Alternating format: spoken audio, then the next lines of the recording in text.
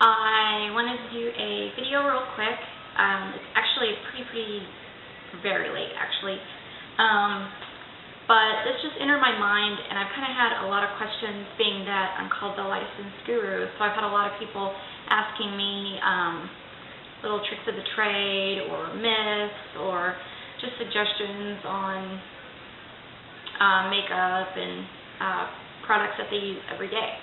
So I thought and it's crazy because I was putting together all these thoughts, and I thought, oh my God, because I just had literally like 50 pop in my head, along with the ones that you guys have been asking for. I keep looking up again. I'm trying to get used to making sure that I'm in the camera.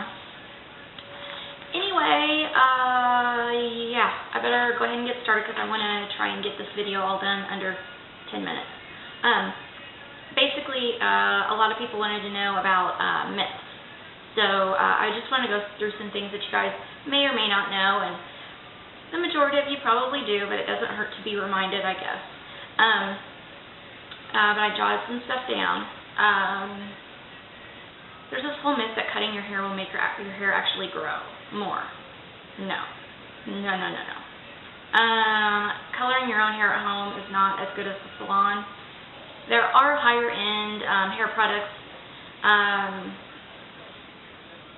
very expensive, top of the line, that will be more nourishing to your hair, but for the most part, for like the average salon, honestly, coloring your hair, if you know what you're doing at home, is just as safe. So there's not any gain there. And also, I watched some videos recently, and a lot of people are talking about shelf life of their makeup, and of course, the shelf life doesn't begin until you actually screw open or crack open the lid. And basically, as long as, the best way to describe it and to give it the longest shelf life is to not double dip. Like if you were going to go out to dinner with a whole bunch of people, you don't want to double dip in, chips and salsa. Think of it that way. Have your hands clean anytime you apply any kind of makeup, whatever it may be. And generally, it depends on cosmetics, varying on their shelf life, but generally 3 to 6 months is average on most things, and it just depends again on what the product is, but you can actually prolong the life of your makeup. And let's see here, I've got some more stuff. You can't get pink eye. You can, however, get an infection or sty, and those are not fun.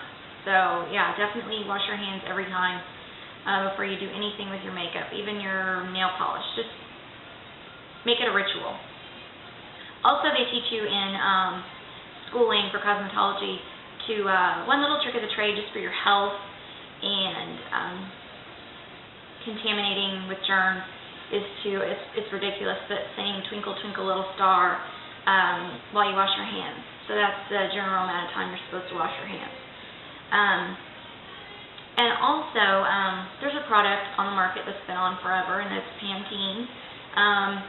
A lot of people may not know, and actually I didn't even know until I was in beauty school years ago, but Pantene actually has a wax that builds up on your hair gradually over time.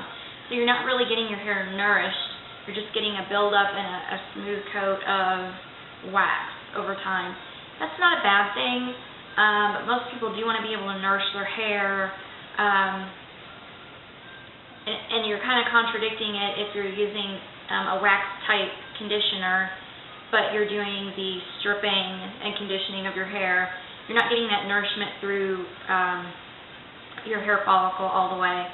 And I'm just going to go on to some tips